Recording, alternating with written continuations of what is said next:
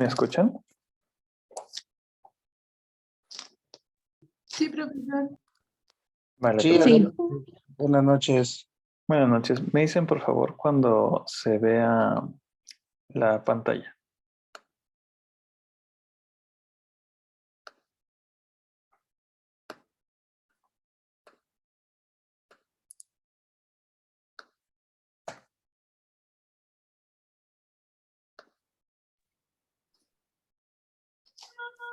Listo, ya se ve. ¿Está bien? Perfecto. Muy bien. Disculpen la tardanza. Estaba moviendo lo del internet y buscando mis audífonos. Ya. Bien, entonces, vamos a ver la última parte. Vamos a ver unos medicamentos que usan para TDA, estimulantes y neurolépticos. En la primera parte de estimulantes, hace 2 semanas, ya habíamos visto efectos de la cocaína, de las anfetaminas, etcétera, pero vamos a abordar un poquito más porque tiene que ver con uno de las enfermedades, bueno, de las condiciones que vamos a ver hoy. Y es que algunos estimulantes se usan para tratamiento para TDAH y es por eso que hay que retomarlo un poquito. Entonces, habíamos dicho que algunos estimulantes, como por ejemplo las anfetaminas, pues te daban ciertos efectos fisiológicos que hacía que incrementara el metabolismo, que te pusieras atento, alerta, y pues también tiene un gran potencial adictivo. Ahora, las drogas, en general me refiero a drogas como fármacos, pues pueden llegar a servir para algo, ¿no? Lo único que tú necesitas es saber cuál es la dosis y el tiempo en el que lo necesitas utilizar, saber cómo funciona, saber cuáles son sus efectos adversos y de ella haces una decisión para saber si se usa como tratamiento. Entonces, hay como esta idea popular de las cosas que son naturales y las cosas que son químicas, pero pues en la naturaleza pues todas las cosas pues tienen su química, ¿no? Entonces todos son químicos y todos son naturales, ¿no? Porque no hay manera de encontrar en otro lado que no sea la naturaleza. Dicho eso, entonces hay algunas sustancias que en ocasiones se utilizan como abuso para lograr ciertos efectos fisiológicos y evadir algunos problemas, bueno, o creer que se hace eso, y realmente pueden llegar a tener algunos usos bastante útiles. Ahora, el problema está en que hay algunos compuestos que tienen por su naturaleza o las cantidades mínimas que se requieren para que sean farmacológicamente activos y útiles, puede ser que también se encuentren dentro del potencial adictivo. Entonces, encontrarle usos terapéuticos a la cocaína, a las anfetaminas, es verdaderamente complicado. Habíamos comentado, por ejemplo, en la primera clase acerca de la marihuana, ¿no? Entonces, la marihuana puede tener ciertos usos medicinales, ¿no? Entre otras cosas por su efecto para disminuir el dolor y también para incrementar el apetito. Entonces, por ejemplo, personas que tienen ciertas enfermedades terminales o que están viejitos y que les duele por su enfermedad y también tienen menos apetito, pues puede llegar a ser útil, ¿no?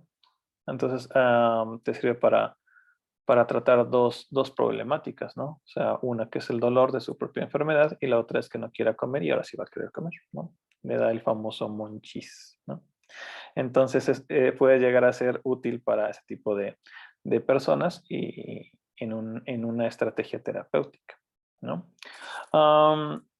Entonces, en el caso de las anfetaminas, que es lo que vamos a platicar nuevamente el día de hoy, tiene ciertas limitaciones su uso porque hay una gran dependencia psicológica y fisiológica, ¿no? Entonces, conductualmente van a tener conductas adictivas y fisiológicamente va a haber dependencia a la sustancia. Entonces, esto se convierte todavía en un mayor problema porque, por ejemplo, para el abuso, por ejemplo, se recurre a las anfetaminas por el efecto euforizante que tienen. Sin embargo, este efecto euforizante puede llegar a generar rápida tolerancia, entonces requieren de dosis más potentes. Eso puede hacer que incremente más su dependencia psicológica y fisiológica. Hay algunas anfetaminas que tienen también, por su propia naturaleza, sus efectos simpáticos, ¿no? ¿Se acuerdan del sistema simpático, el del estrés? Te quita el hambre, ¿no? Entonces también tiene efectos, se le dice anorexigénicos, ¿no? Entonces, estos efectos que dan anorexia, que te quitan el hambre, también, igual que la parte de la euforia, va a ir disminuyendo con el uso constante.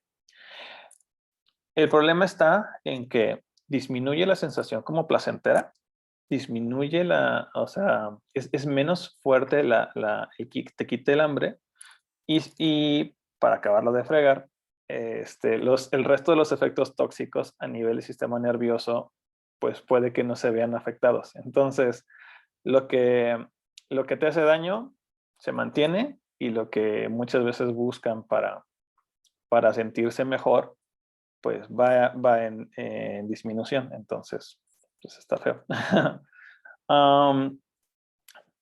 Puede ser el caso en el que algunas anfetaminas, mientras se sigue incrementando la dosis, puede llegar a un punto en el que cause ciertos efectos tóxicos que pueden llegar al grado de las convulsiones. Entonces, pues sí, habría como que tener cuidado.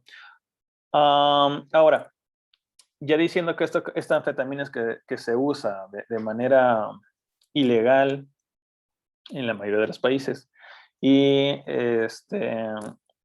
y que puede ser una sustancia de abuso, pues también, como dijimos al principio, pues sigue siendo una sustancia de la naturaleza que podemos encontrarle otros beneficios si no se usa a esas dosis en las que causa la euforia, sino más bien una situación más controlada.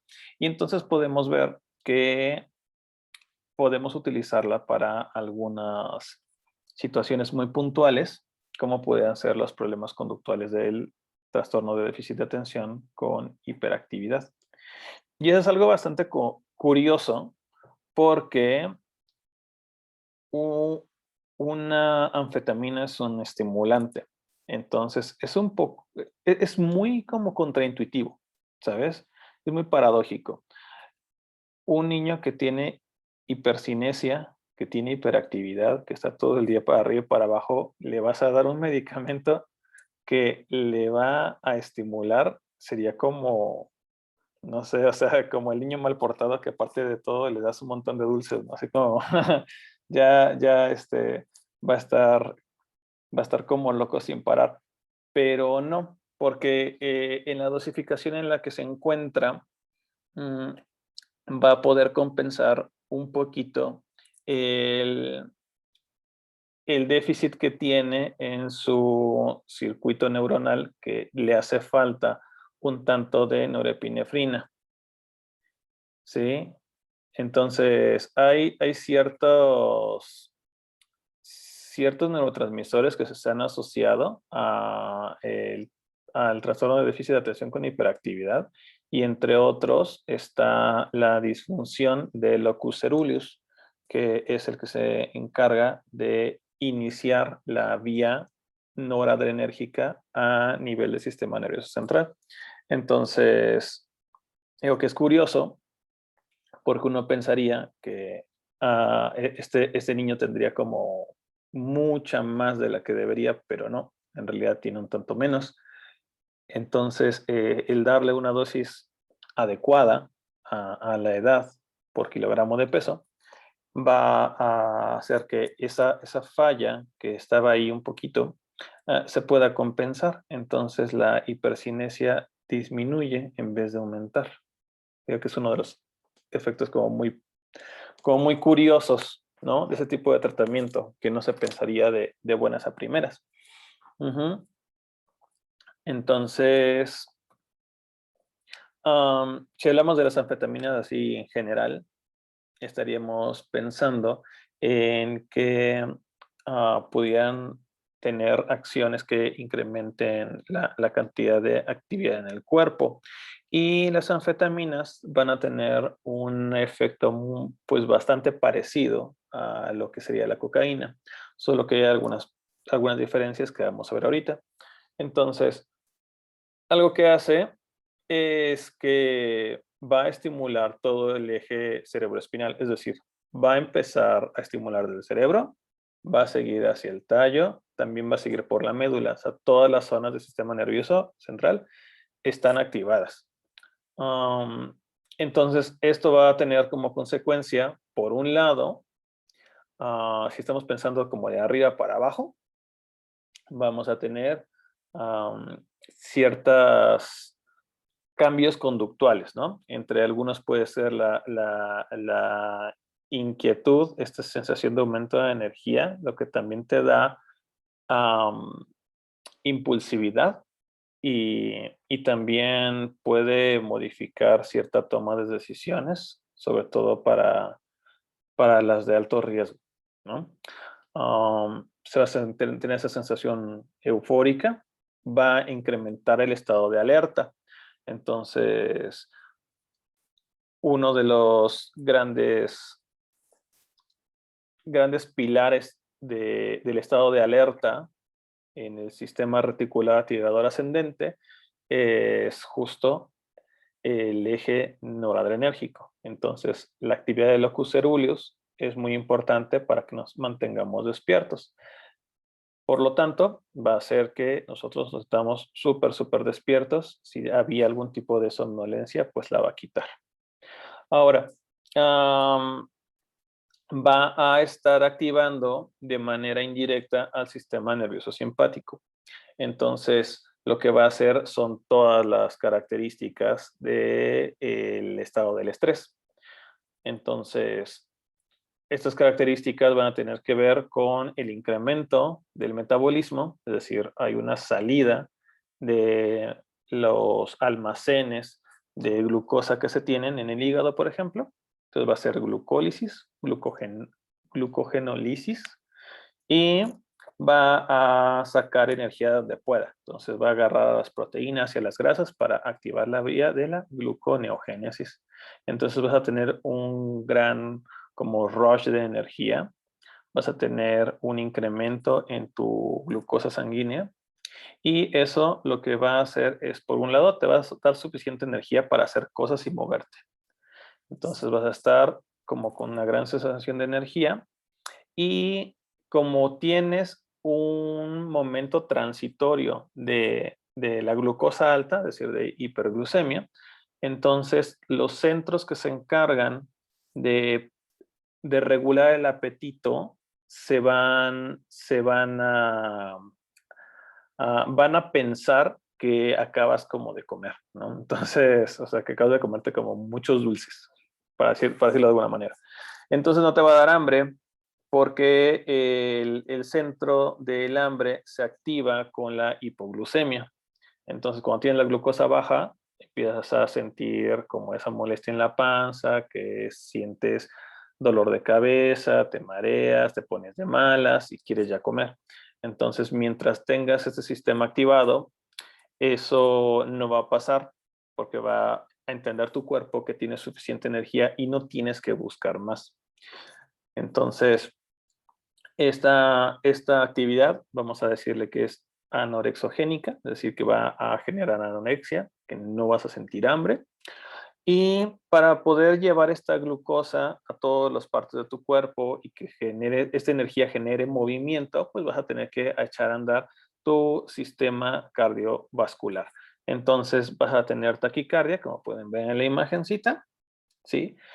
Corazón y pulmones siempre están conectados. Entonces, cuando el corazón va más rápido, los pulmones van más rápido. Entonces, la frecuencia respiratoria siempre aumenta cada vez que la frecuencia cardíaca aumenta. No hay de otra, ¿sí? Si hubiera de otras porque hay algo muy malo. Entonces, siempre que incrementa la frecuencia cardíaca, incrementa la frecuencia respiratoria. Y por lo tanto, este movimiento de la sangre va a hacer que en tu cuerpo, en tus vasos sanguíneos, hay una mayor presión. Entonces puede ser que llegue a grados de hipertensión. Ujú. Am, Ahora, las anfetaminas no solamente van a activar el sistema de la noradrenalina, sino también pueden llegar a activar receptores de dopamina, porque están emparentados, ¿sí? Hay ciertas moléculas químicas que tienen como precursores que son como los mismos. Es como decir de alguna manera que una mesa está emparentada con una silla porque las dos están hechas de madera, ¿sí? Entonces, pues más o menos sería la idea. Entonces, puedes tener noradrenalina por un lado, pero también puedes tener adrenalina por otro, puedes tener dopamina por otro. ¿Por qué? Porque todas son parte de una familia que se llaman catecolaminas. Por eso terminan como en mina, ¿sabes? Entonces, estas de aquí son primas todas de la adrenalina, ¿sale? Entonces, cuando incrementas la actividad de una, normalmente también incrementas la actividad de la otra. Es muy común que eso suceda. Entonces, fármacos que tengan que ver con la acción de un receptor para un neurotransmisor, muchas ocasiones tienen actividad en otros receptores, y no solamente a nivel del cerebro, sino también a nivel periférico. Entonces, hay receptores, por ejemplo, hay receptores DOPA, ¿no? De dopamina, no solamente en el cerebro, sino, por ejemplo, en el corazón. Y cuando se activan, hacen que el corazón se contraiga con mayor potencia, ¿sí? Entonces, por un lado estás activándolo y por el otro también, ¿sí? Entonces, si llegase el punto donde la dosis fuera demasiado alta, entonces pasaría lo que ven en la imagen que ven hasta la derecha, ¿no? Que el corazón está activado tan velozmente que de repente empieza, digamos, si estuvieras tú hablando muy rápido, te empiezas como a trabar, ¿no? Entonces el corazón le puede pasar lo mismo. Tiene un sistema eléctrico que está encargado de hacer las contracciones de manera rítmica, de forma en la que la electricidad esté viajando de una manera coordinada, adecuada, por los caminos que le corresponden, pero cuando está haciéndolo demasiado rápido y no le da oportunidad de que sus células se recuperen por completo en estos ciclos de despolarización y repolarización, entonces empiezan a haber problemas eléctricos. Y eso va a dar como consecuencia que puedan haber arritmias. ¿Saben lo que es una arritmia? Digo, porque suena feo, pero igual no sé si sepa. ¿Alguien me quiere decir qué es? Se supone, bueno, según yo tengo entendido que es cuando el estímulo cardíaco no viene del nodo sino auricular, que es el que marca como justo el ritmo del corazón, sino que puede ser que el impulso nervioso esté llegando de otro lado. Ujú. Es, Sí, perdón, profesor. adelante, adelante. Una arritmia es una alteración del ritmo cardíaco, no nada más con alteración del nodo que dice la compañera, sino a cualquier nivel donde se produzca, donde no es habitual, ya desde ahí es una arritmia. Por eso se dividen dependiendo de dónde se empieza esa arritmia, ya es ya del nodo sinusal, nodo auricular, aurícula, ventrículo, entonces hay varias definiciones, pero a grandes rasgos es donde no se produce, es una alteración del ritmo cardíaco, que es por producción anormal de la despolarización del sistema de conducción. Sí, exactamente. Entonces, digamos, en el corazón tenemos el nodo sinusal o senoauricular o de Kitt y Flagg, depende de cuál es el texto que veamos. Y tenemos una distribución eléctrica. Entonces, la idea es de que cuando el nodo sinusal dispara, pues tú tienes la actividad eléctrica en esa dirección, que es de arriba para abajo, ¿sí? Y hacia los lados. Entonces empieza desde la aurícula derecha y se empieza a distribuir la corriente eléctrica a través de estas cositas de acá. Y lo hace todo muy bonito. El problema es que de repente, cuando está disparando muy rápido, hay ocasiones en las que hay circuitos ¿sí? O cuando hay focos eléctricos anormales, pues también. El punto para fines prácticos es que tú tienes un ritmo que es normalmente en reposo de 60 a 100 y tienes que tener un ritmo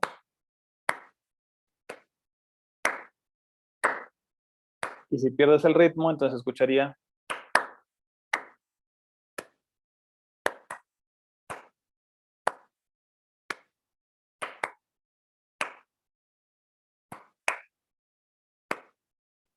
¿sí? Por ahí está la cosa, ¿no? Entonces pierde el ritmo. ¿Sale? Sí, y exactamente como dijeron sus compañeros, aquí más que decir impulso nervioso de algún otro nervio, pues más bien sería del mismo sistema de conducción eléctrica del corazón, más que de una neurona por afuera del sistema nervioso. ¿Sale? Entonces, eso llega a suceder cuando hay mucha actividad o si hay alguna enfermedad de base, que pues no vamos a meternos tanto en esto porque tampoco es clase de cardio. Entonces, puede ser el caso en el que, como dije, corazón y pulmón están conectados y si algo le pasa al corazón, pues también el pulmón va a sufrir y entonces puede haber desde dificultad respiratoria hasta alguna insuficiencia respiratoria. Puede llegar el caso de que haya convulsiones y en una mala pasada de esas, pues puede llegar hasta la muerte, ¿no? Hay con la cocaína especialmente, digo, también puede pasar con las anfetaminas, pero con la cocaína, existe algo que se llama la angina de Prince-Metal y es que el corazón se queda como súper contraído y ya no hay manera en que le entre sangre y pues se muere, básicamente, ¿no? Entonces es algo raro, pero sí llega a pasar. Bien, nuevamente, no consuman drogas. De las ilegales. Y de las legales, pues con prescripción médica. Entonces, ese tipo de cosas, nuevamente, es habitualmente dosis dependiente. Entonces, si yo sé que me ayuda a mantenerme despierto, que me hace que me genere energía, que me llegue a mover, entonces yo podría utilizar esas funciones fisiológicas, ¿no? Farmacológicas esperables para la atención de algunas situaciones, ¿no? Entonces, una de las cosas que habíamos dicho que el TDA, pero también se puede utilizar en algunas ocasiones para ciertos casos de depresión, ¿sí? Para el control del apetito, para la narcolepsia, por ejemplo, ¿no? Entonces hay algunas personas que tienen cierta enfermedad que hace que todo el tiempo sientan sueño, ¿no? De una manera, pero muy desmedida. O sea, ya sé que pues también todo de repente sentimos sueño, sobre todo cuando ya estamos cumpliendo las 8 horas del horario laboral. Pero me refiero a que es algo desmedido. O sea, puede llegar incluso a que el individuo estando parado de repente se desplome al piso. O sea, literal se caiga y se puede hasta golpear. Entonces, porque de repente se quedó dormido, ¿no? Entonces, ese tipo de problemáticas las puedes contrarrestar con el uso adecuado de anfetaminas. Y les decía, como en aquella ocasión, que ciertos casos de depresión, porque pues con ideaciones suicidas no es buena idea darles energía a esas personas. Bien. Entonces, ¿cuál sería el efecto? Entonces, que una neurona normal que esté secretando noradrenalina o serotonina o dopamina, cualquiera de esas catecolaminas, puede llegar a incrementar por mucho la secreción de estos neurotransmisores y entonces estás incrementando ahí la frecuencia de disparo, ¿no? Y eso va a tener como consecuencia, pues, una mayor actividad en estos sistemas, ¿no?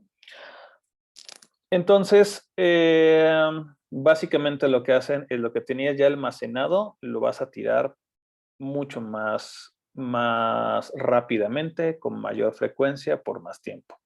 Y también tienen una actividad que bloquea la MAO. ¿Se acuerdan que les dije que era la MAO?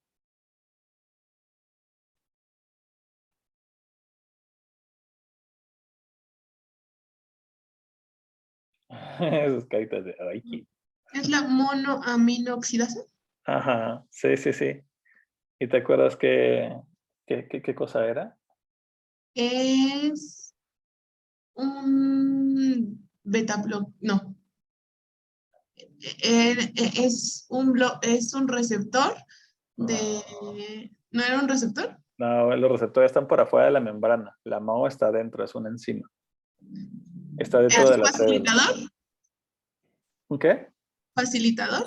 ¿O un mensajero? Bueno, o sea, sí Es, facilita reacciones, pero dígame. Ajá. es una enzima que Ujú, es que elimina, cataliza la ujú, oxidación ujú, de las monoaminas. ujú. Sí, sí, sí, sí. Hasta en el nombre tiene la penitencia, ¿no? Ajá, Monoamina oxidasa. Sí. Entonces, sí. Cuando hablamos de un catalizador, de una enzima, lo que estamos diciendo es que incrementa una actividad química. Para fines prácticos, para que no se metan en rollos, o sea, las reacciones químicas son o separas o unes. Ya, fin de la historia. Entonces, tienes enzimas para unir y tienes enzimas para separar. ¿Sí? Unes elementos, separas elementos, haces enlaces, rompes enlaces. Es lo único que haces. ¿Sí? Solo que con una enzima lo haces más rápido. ¿Sí? Entonces, si tú dejaras una cosa al ambiente, estaría modificándose de poquito a poquito, pero si le pones una enzima, un catalizador, entonces eso que iba a hacer de por sí, lo va a hacer muchísimo más rápido. Entonces lo que está haciendo es que algunas aminas las va a estar separando, quitando un oxígeno. ¿Sí? Por eso monoamina oxidasa. Bien, sí, ¿y para qué lo hace? Pues para romper entonces alguno de estos neurotransmisores, ¿no? Estas aminas. Entonces, si por ejemplo tienes serotonina, dopamina, noradrenalina y la metes a la célula, la recapturas y la quebras, la rompes, entonces ahora vas a tener menos. ¿Qué es lo que haces? Pues la bloqueas y entonces tienes más, pero porque tú la rompiste. ¿Sí? Entonces, es una manera indirecta de incrementar el tiempo de estancia de un neurotransmisor en el espacio sináptico, porque no lo estás rompiendo de vuelta, ¿sí? Para volver a recuperar materiales. ¿Sí se entiende? ¿Sí, no? Digo, de repente no es tan difícil cuando no se pone como en términos tan complejos. Bueno, creo. Igual me dicen, no es cierto, igual tampoco le entiendo nada, ¿no? Pero bueno, si no me entienden, me dicen. Ahora, ¿cómo entra al cuerpo? ¿Qué es lo que hace? ¿Cuánto dura y todo esto? Pues bueno, si es consumida por la boca, entra el tubo digestivo. Pero en muchas ocasiones, en el caso de las anfetaminas, especialmente para las de abuso, pues se pueden introducir vía intravenosa o también a veces se fuman, ¿no? Entonces, para más información, ver la serie de Breaking Bad. Y una vez que entra al torrente sanguíneo, ya sea por los capilares respiratorios o porque lo metiste directamente al vaso sanguíneo con la inyección o que se metió en el sistema portal de nuestro tubo digestivo, pues entonces va a llegar a la sangre. Y entonces ahí en la sangre, pues no puede estar porque es una sustancia externa. Entonces el cuerpo la encuentra y la rompe. ¿Quién lo hace? Pues el hígado. El hígado lo metaboliza, lo cataboliza, para decirlo de manera más precisa, lo rompe, es una acción de separarlo con ciertas enzimas que se van a llamar, son de la familia, de la superfamilia del citocromo P450. Y entonces, una vez que se rompen esas sustancias, tienen que ser excretadas. ¿Quién lo hace? Lo hace el riñón, ¿no? ¿Y por dónde lo tira? Pues por la orina. Entonces ya van al baño y tiran esas sustancias. Por eso es que, por ejemplo, el antidoping lo utilizan en la orina, porque por ahí se sale. Entonces, en vez de estar picando a la gente, pues con que le den una muestra de orina es suficiente porque ahí va a salir, si es que lo tomo. Bien, ahora, Si estamos pensando en el efecto de la euforia que pueda llegar a provocar las anfetaminas, estaríamos hablando de un aproximado entre 4 y 6 horas, que si lo comparásemos con la cocaína sería de 4 a 8 veces el tiempo, ¿sí? Entonces, es más potente y por lo tanto da un mayor potencial de adicción, lo que da un mayor potencial de dependencia y además, para acabarla de fregar, tiene mayor tolerancia y hay más asociación de conductas de búsqueda de esa sustancia. Entonces, para decirlo de manera clara, es más adictivo y además van a disminuir más rápidamente los efectos como deseables que tiene esta persona que la está consumiendo de manera ilegal, ¿no? Entonces, le va a empezar a pedir su cuerpo que lo haga más veces y con más dosis, más que si estuviera consumiendo cocaína, por ejemplo. Entonces, son cuando se consumidas de manera ilegal, son mucho más peligrosas. Pero bueno. Ahora, ¿cuáles serían los efectos adversos? Pues si dijimos que disminuye, o sea, si dijimos que te quita como el sueño, pues el insomnio sería como lo más obvio, ¿no? Si decimos que te pone muy activo, entonces también puedes tener irritabilidad, también puedes tener nerviosismo, ¿sí? Si dijimos que te da mucha energía, ok, bueno, te la da en el momento en el que acaba de suceder la acción de esta anfetamina en el sistema. Tienes todas estas cascadas metabólicas de la glucólisis, de la gluconeogénesis, y tienes mucha energía. Pero una vez que se acaba ese momento, vas a tener pues un montón de debilidad porque te acabas de terminar todas las reservas. Entonces acabó la reserva de glucosa, estás disminuyendo la de las proteínas, estás disminuyendo las de las grasas, entonces hay una debilidad posterior a este momento como de euforia, de mucho movimiento, de mucha energía. Esto también puede tener como consecuencia la sensación de mareo, de temblor distal, es decir, que estén como temblando los dedos de las manitas. Y también el sistema se queda como súper excitable, entonces hay hiperreflexia. Entonces normalmente, por ejemplo, cuando en consulta se buscan los reflejos con el martillito, en la rodilla, por ejemplo, pues entonces va a dar la patada, ¿no? Súper fuerte. ¿Esto qué quiere decir? O sea, que no hay un buen control inhibitorio por parte de la corteza, ¿sí? O sea, cuando uno va y le pega con el martillo, no es nada más para que se vea chistoso que mueve el piecito. O sea, lo que quiere saber es realmente si el sistema piramidal está actuando de manera adecuada para el control inhibitorio. Entonces, si no hay buen control inhibitorio, entonces puedes tener problemas de hiperreflexia, ¿sí? Es una manera indirecta de conocer este estado. Um, Por lo tanto, sabrías que es una persona que si está con insomnio, irritable, que de repente se marea, se ve que está cansada, está temblorosa, está hiperrefléctica, pues bueno, podría ser que estuviera consumiendo alguna de estas sustancias. Digo, no necesariamente tiene que ser así, pero sí es algo sospechoso. Am, y el sistema nervioso entonces estaría hiperexcitable, estaría hiperrefléctico y está como muy susceptible, muy sensible de que algo malo le pueda pasar. ¿Cómo que? Pues en el siguiente bullet lo pueden ver. Entonces puedes tener momentos o estados de confusión, de delirio, ataques de pánico, am, o como habíamos comentado, también pueden llegar a haber convulsiones, ¿no? Por lo que hemos explicado en la clase pasada. Entonces, en la medida en la que esté demasiado activo el sistema, hay muchas sustancias tóxicas que se encuentran dentro de de ese ambiente, ¿sí? Y que puede generar una excitotoxicidad, ¿no? ¿Se acuerdan eso de que el calcio hacía que se activaran más las neuronas y todo esto? Entonces, eso puede llegar a pasar. Y hay una asociación muy fuerte en tendencias suicidas en pacientes que consumen esto y que previamente ya tenían algunas afecciones mentales, ¿no? Entonces es un gran factor de riesgo para intentos suicidas. Ajá. Ahora, si una persona lo utiliza por un tiempo pues muy largo, va a tener algo que se llama psicosis por anfetamina, que es una, pues, una especie de ataque agudo de esquizofrenia, ¿sí? Entonces puede llegar ahora no solamente a tener estas situaciones, sino que también ya puede empezar a tener alucinaciones. Ujú.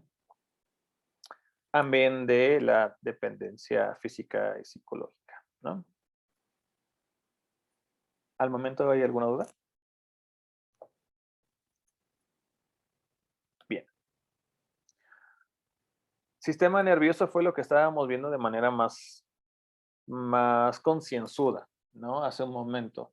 Pero pues también tenemos otros efectos. Habíamos dicho que activa el sistema simpático. Por lo tanto, vas a tener como efectos adversos, pues sí vas a incrementar la frecuencia cardíaca y vas a tener más frecuencia respiratoria, sí, pero llega el punto en el que esas contracciones de tu corazón va a hacer que tú sientas palpitaciones, ¿no? Entonces, esa sensación de palpitación en el pecho, lo que estábamos platicando en ese momento de las arritmias, el que incremente la presión puede llegar a estar en puntos fuera de lo esperable. O sea, cuando tú estás corriendo, sí tienes una presión sanguínea más elevada de lo normal.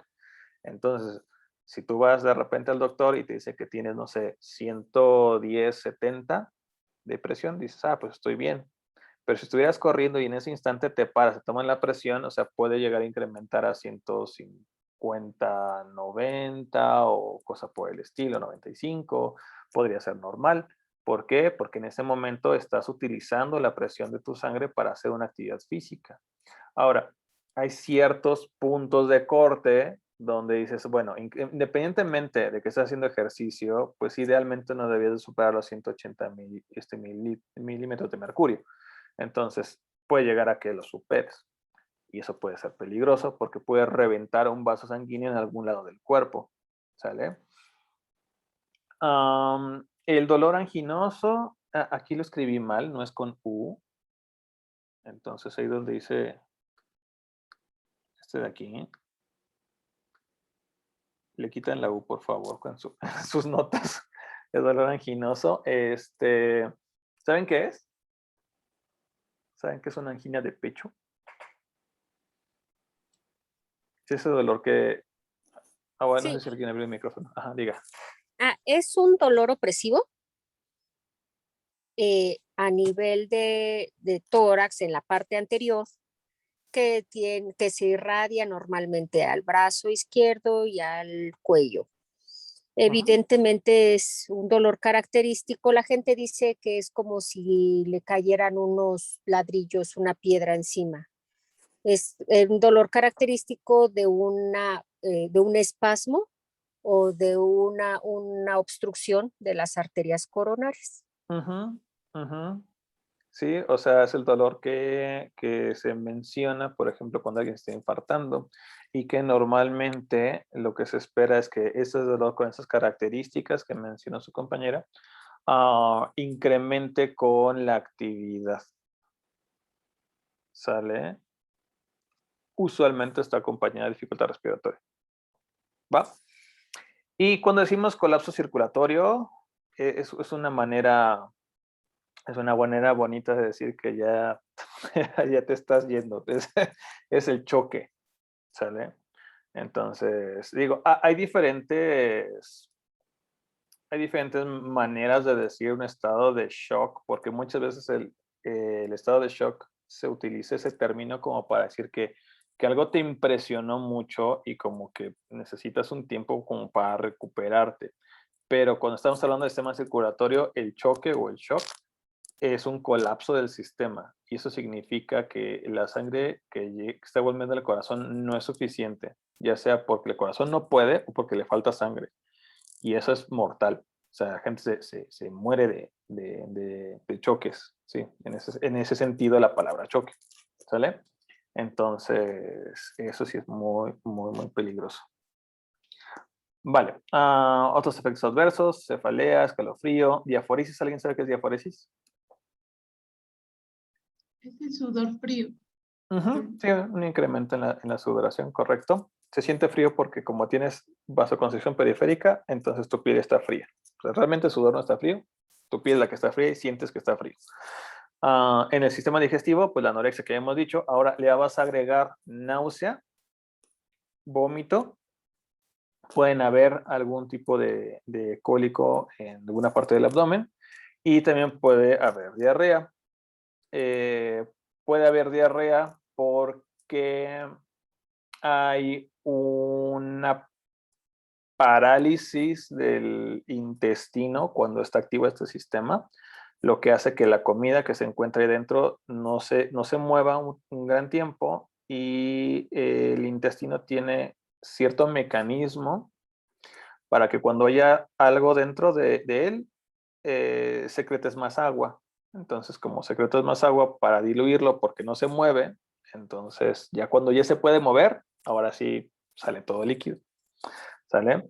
Entonces, eso es un problema, porque si estás vomitando y tienes diarrea, vas a perder agua, y si pierdes agua y te estás deshidratando y te está pidiendo tu cuerpo más presión sanguínea, entonces ahí es donde puede estar el colapso del sistema circulatorio, porque son tubos que requieren más agua y tú la estás perdiendo.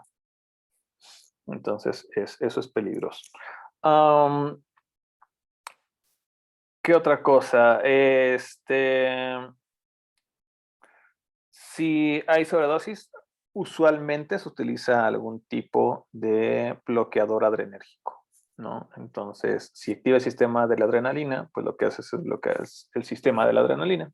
Entonces, normalmente este tipo de fármacos tienen una actividad simpático-mimética y lo que tú haces es darle un simpático lítico.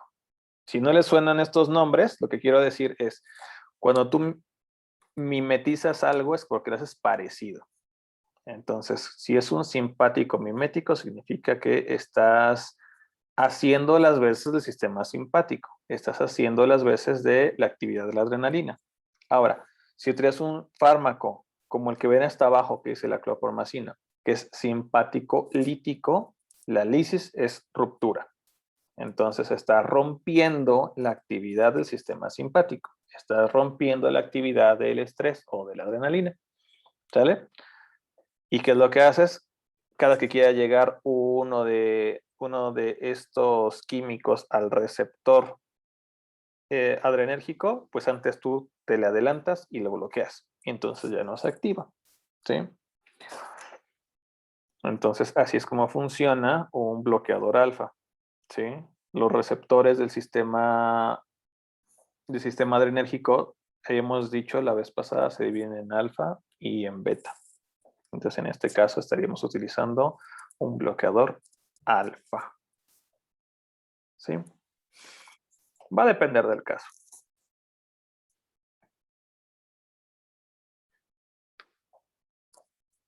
Bien, ahora, una vez que ya dijimos todo ese tipo de cosas que son terribles de las anfetaminas y que qué feo toda esta onda y que te puedes ahí morir, pues bueno, ya vamos también a dejar de estigmatizar las cosas y pues verlas de manera un poco más objetiva, ¿no? O sea, pues también es una sustancia de la naturaleza y le podemos sacar provecho. Entonces, ¿cómo le sacamos provecho? Con ciertos derivados de las anfetaminas. Digo, no cualquiera la vas a usar, eso sí. No se utiliza cualquier tipo de anfetamina para tratar TDAH. ¿Sí? Entonces, para el tratamiento del TDAH, ¿sí? El trastorno por déficit de atención y hiperactividad, se puede llegar a usar, y digo, se puede llegar a usar porque no necesariamente un niño con TDAH necesita tratamiento farmacológico. ¿Sí? Entonces, eso es muy importante porque en cuanto se diagnostica no se pone el chocho. ¿Sí? Primero se tienen que hacer ciertas clasificaciones.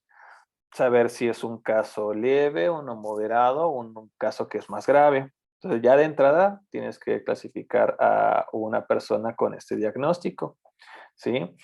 Ahora, independientemente, también tienes que ver qué tanto hay una actividad que puede ser más hacia lo impulsivo, más a lo inatento, ¿no? También se tiene que ver si con algunas actividades conductuales han habido buenos resultados. Entonces, y otra cosa que normalmente se hace es esperar a cierta edad, ¿no? Entonces, casi por lo general no se recomiendan antes de los 6 años. Sí, digo, también hay algunas excepciones, pero eso es como por regla general. Entonces, tiene que tener cierta edad, tiene que ya tener como sus diagnósticos hechos, y tener el diagnóstico hecho pues es un camino un tanto largo, porque entre otras cosas es un diagnóstico de descarte, igual que le llega a pasar, por ejemplo, al autismo, ¿no? Entonces, no siempre, aunque tengas un caso como que parece que es muy claro de déficit de atención con hiperactividad, lo puedes diagnosticar nada más así porque sí. Tienes que ver otras cosas, ¿no? El historial de la persona, si hay abuso, por ejemplo, ¿no? Entonces, pueden haber alguna confusión con oposicionista desafiante. Inclusive se llegan a hacer muchos diagnósticos errados por problemas de agudeza visual o también de agudeza auditiva. Entonces parece que no pone atención y es niño problemático y todo esto, pues sí, pues porque no te oye, ¿no? Entonces, es que sí le dice también es auditivo. Pues está padre, pero pues no te va a decir todo siempre. Entonces, una cosa es que pueda oír sonidos agudos, y otra que escuche sonidos graves, y otra que los dos oídos estén íntegros. Entonces, normalmente o no se hace un estudio más allá. Afortunadamente hay algunos tamizajes que son como ya obligatorios, bueno, no decir obligatorios, pero sí por lo menos sí ya están sugeridos, ¿no? Como el visual y el auditivo, pero no es común que haya seguimiento con oftalmología o con otorrinolaringología o con audiología para un niño en crecimiento, cuando sí debería haber. Entonces, por ejemplo, si hay algún problema de visión y el niño no está viendo bien en clase y se puede súper mal porque pues, no entiende nada de lo que hay en el pizarrón, pues puede haber un posible caso mal diagnosticado de TDA, porque pues, nada más hicieron el tamiz visual, pero no hicieron su revisión del primer año, de los 3 y de los 5 años. Con el oftalmo, ¿no? No es lo más común. Bien, regresamos. Entonces, puede haber fármacos estimulantes y no estimulantes. Entonces, ya dijimos, se pueden ocupar, sí, no en todos. Primero hay que revisar y tener una atención multidisciplinaria o interdisciplinaria, como quieran decirlo. Habitualmente tiene que verlo el neuropediatra y él es el que hace la recomendación. También lo puede ver para psiquiatría, pero por lo menos en lo que yo he tenido de experiencia, lo más común es que lo lleva más como con el neuropediatra. Digo, no es que sea malo, digo, está muy bien, pero casi siempre para psiquiatría se deja para lo último, ¿no? Igual que seguramente le llega a pasar a ustedes como psicólogos, ¿no? Así que antes de verlas a ustedes, primero van a sacar sus penas con el amigo, ¿no? En la peda. Bien. Entonces, entre los estimulantes está el metilfenidato y las anfetaminas. ¿Puede llegar a haber efectos adversos? Sí, sí pueden llegar a haber. Cuando se está teniendo una medicación, cuando es en sistema nervioso central, normalmente hay que ser un poco cautos y especialmente con niños. Entonces, casi siempre se utiliza lo que se dice la dosis mínima efectiva. Y ya de ahí ya haces como un punto de partida para saber si subes o bajas. También para tener como cierto colchón en caso de que llegue a pasar algún efecto adverso. Entonces, habitualmente son bien aceptados, no hay como mucho problema, pero sí puede llegar a suceder que existan algunos efectos adversos. Dice aquí en el chat, Lupita, ¿de qué edad se empieza a medicar a niños con TDA? Digo que como regla general, casi siempre se espera uno pasados los 6, ¿sí? Pero va a depender de varias cosas, como les había dicho. Entonces, puede ser que apenas a esa edad están empezando con el diagnóstico y en lo que terminen de hacer todo el pase con pediatría, neuropediatría, psicología, etcétera, a veces se avientan un año o más. Entonces, idealmente, el diagnóstico debe ser como oportuno, es decir, lo más temprano posible, pero también nos ponemos trabas de manera cautelosa, en el mejor de los sentidos, para intentar no diagnosticar tan antes de tiempo. Entonces es chistoso porque normalmente como que las guías te dicen como diagnostica lo más rápido que puedas, pero entonces de repente te encuentras con otra y no diagnostiques tan rápido porque puede que te estés excediendo, ¿no? Entonces, no sé si les ha tocado leer eso, pero yo sí de repente lo he visto, ¿no? Así como intenta no diagnosticar antes de los 4 o antes de los 5, ¿no? Empieza el tratamiento lo más rápido, pero no empieza antes de los 6, ¿no? Y empieza el tratamiento rápido, pero primero checa si con terapia conductual funciona, entonces ya no le metes medicamento. Entonces, así como que empieza, como digo, por regla general, habitualmente después de los 6, ¿no?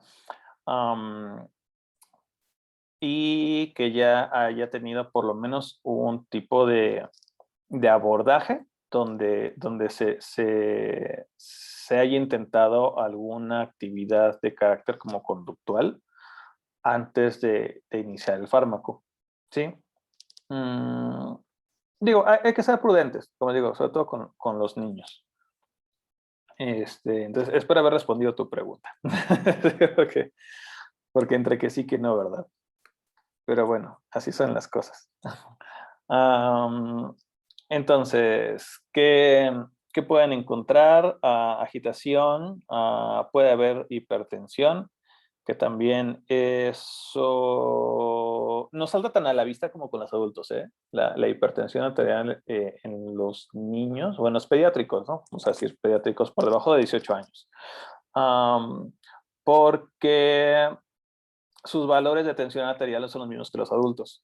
Entonces, tampoco es tan fácil medir la presión, porque los brazaletes a veces no les quedan, o los esfingomagnómetros de brazo también les quedan chicos. Entonces, es complicado y no siempre presentan síntomas. Pero bueno, es importante tener por eso el seguimiento pediátrico, ¿sí? Porque hay cosas que si no podemos ver. Que les puede de repente decir que tiene dolor de cabeza, pero no es forzoso que exista el dolor de cabeza cuando hay hipertensión. ¿Vale? Confusión puede haber. Delirio es uno de los síntomas ahí medio raros que hay, pero también puede llegar a haber alucinaciones. Insisto, no es lo más común, pero puede llegar a haber. Euforia, fiebre, ¿no? Porque en la medida en la que incrementes la actividad del sistema, pues vas a estar generando más energía. Si genera más energía, genera más calor. Entonces, también puede ser. ¿Se acuerdan qué es la midriasis? ¿Es la dilatación de las pupilas? Correcto, sí. Entonces, mientras esté el sistema del estrés, están dilatadas las pupilas, ¿sí? Estos efectos, como pueden ver, son más como de sobredosis, ¿sí? Pueden llegar a ser parte de los efectos adversos, sí, son efectos secundarios que pueden existir, no son lo más común, es más común que ocurra bajo una dosis alta, ¿sale? Sudoración. Entonces, si ven fiebre, sudoración y que la pupila está dilatada en un chamaquito, pues es como, ok, o sea, ¿por qué? ¿Por qué estás tan estresado, muchacho? ¿No? O sea, puede ser por un medicamento, ¿no? Espasmos musculares y también el vómito. Entonces puede llegar a pasar.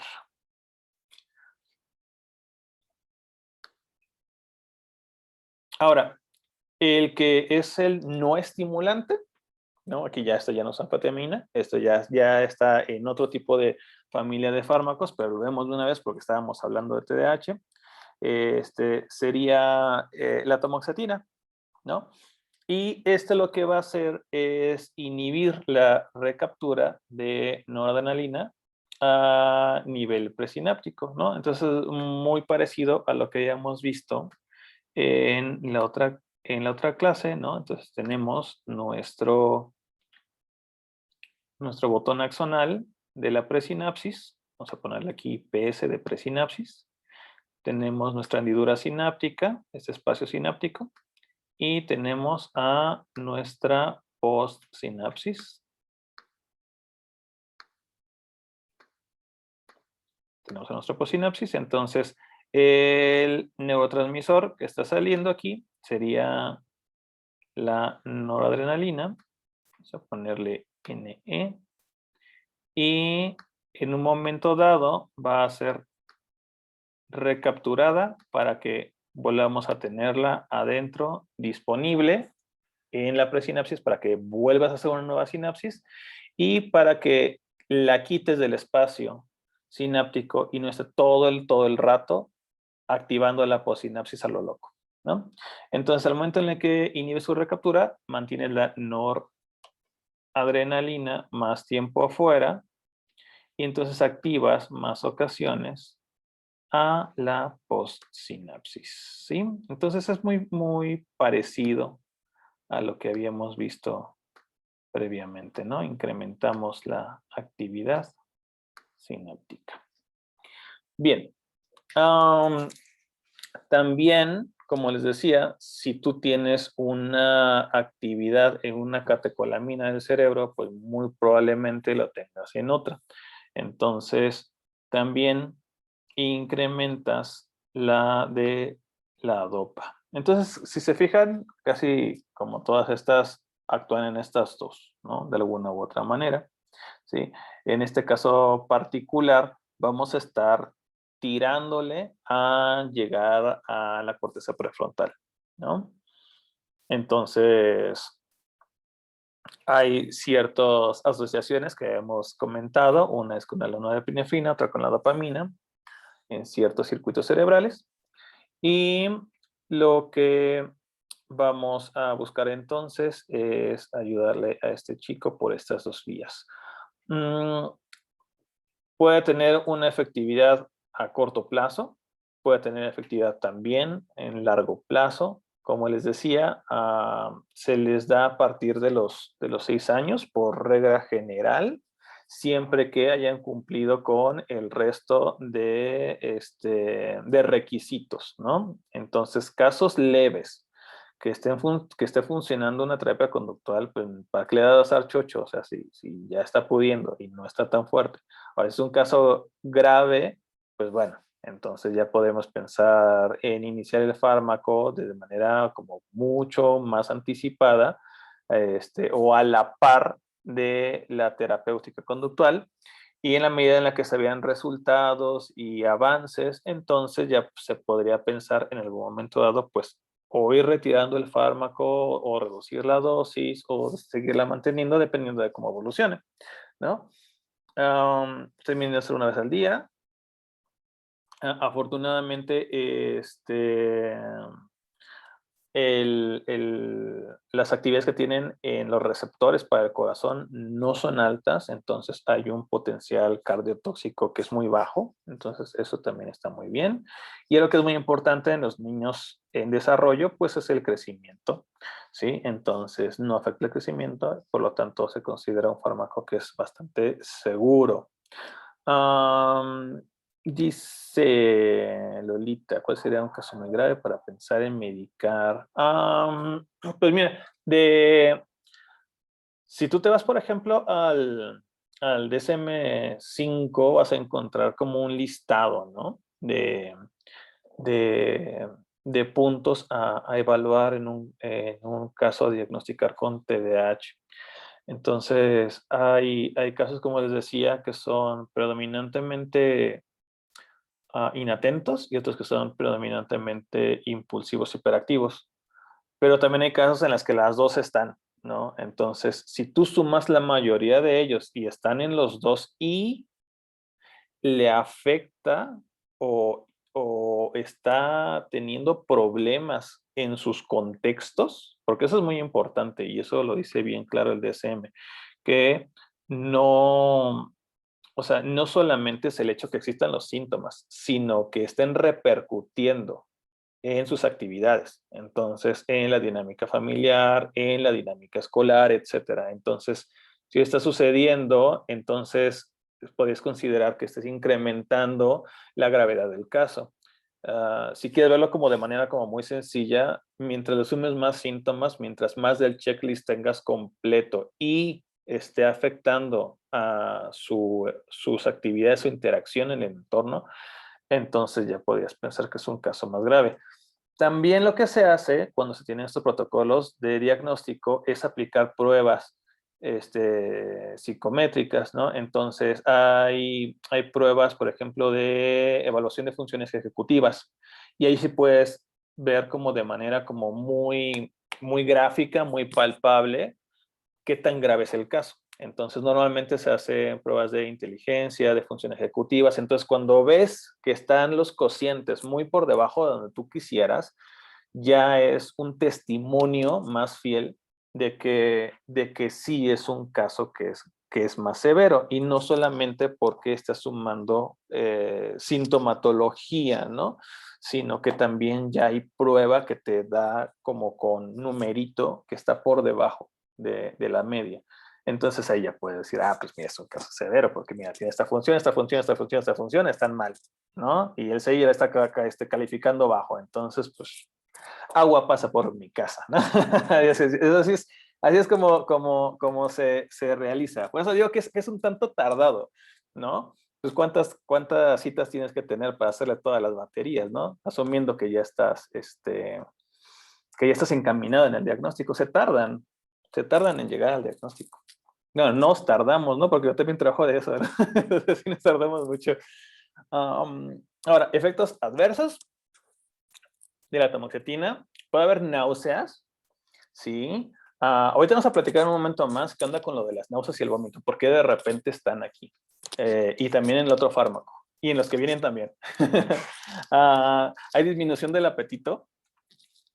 Puede haber daño hepático, pero sería como muy raro, por lo que les decía de que el hígado metaboliza estas sustancias.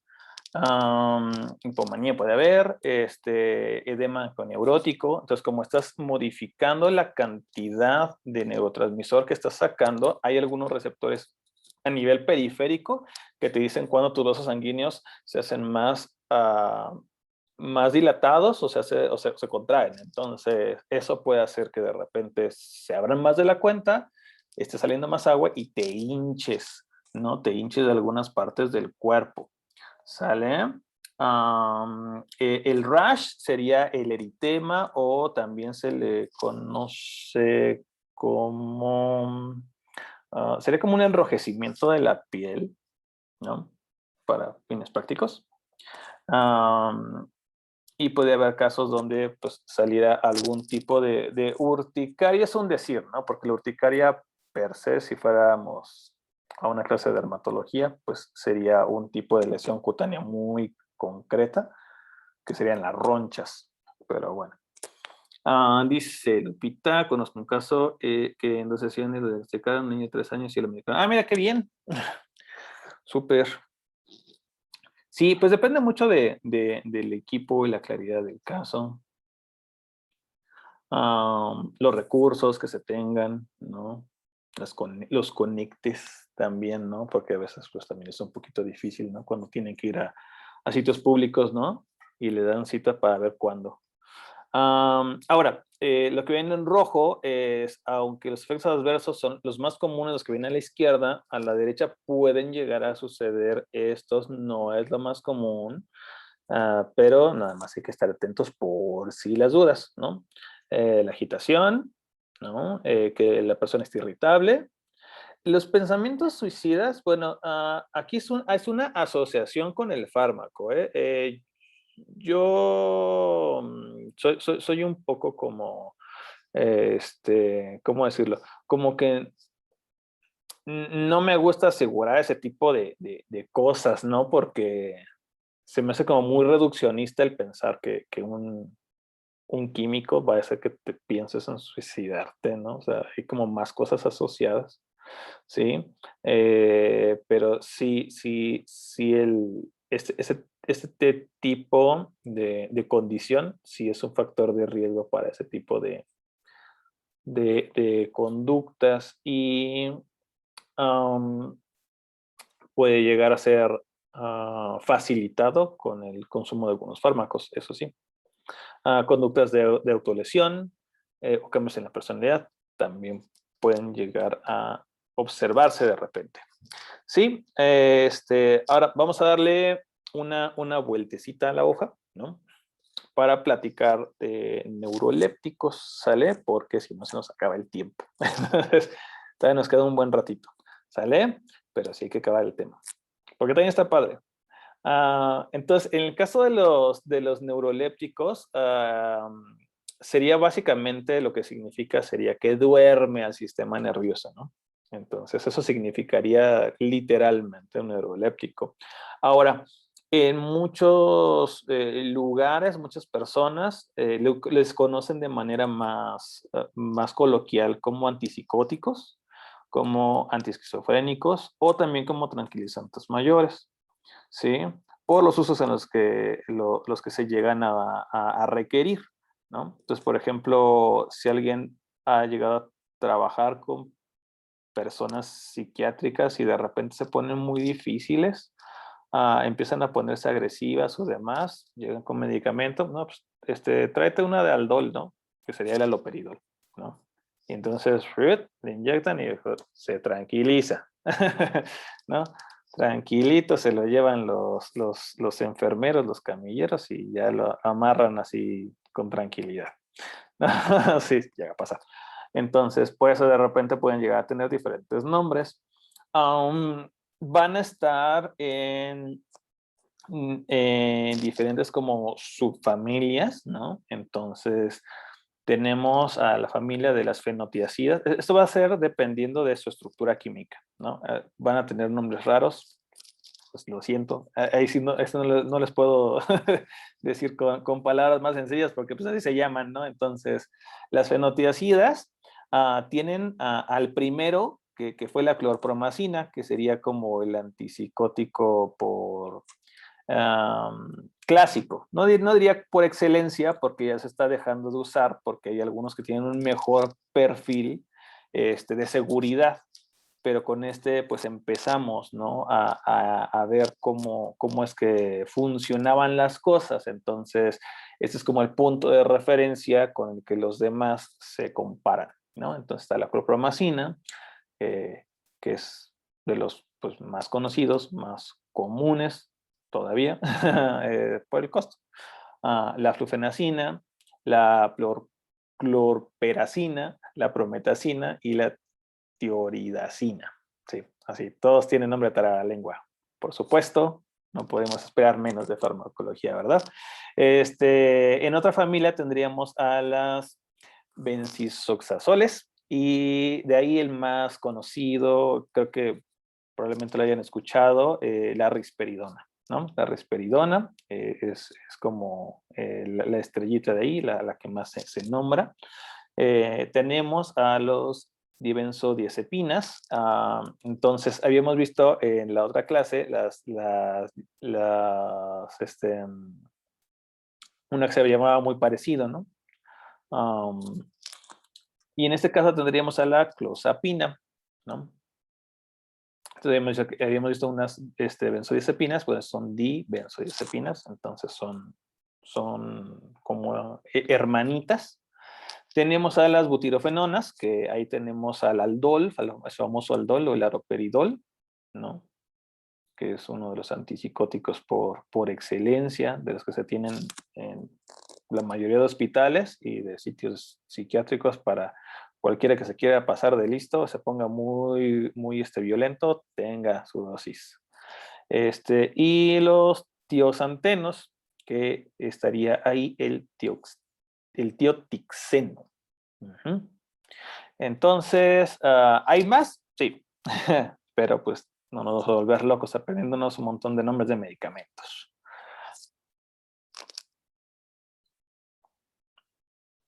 Bien, ¿le puedo poner la siguiente?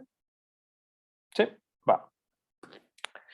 Bien, principalmente fueron diseñados para el tratamiento de la esquizofrenia, pero también se pueden utilizar para otras cosas, ¿no?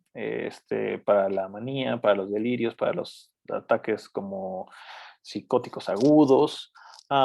Ninguno de estos medicamentos sirve para curar nada, ¿sí? O sea, me refiero a curar, me refiero a quitar el mal que le aqueja, ¿sí? El origen.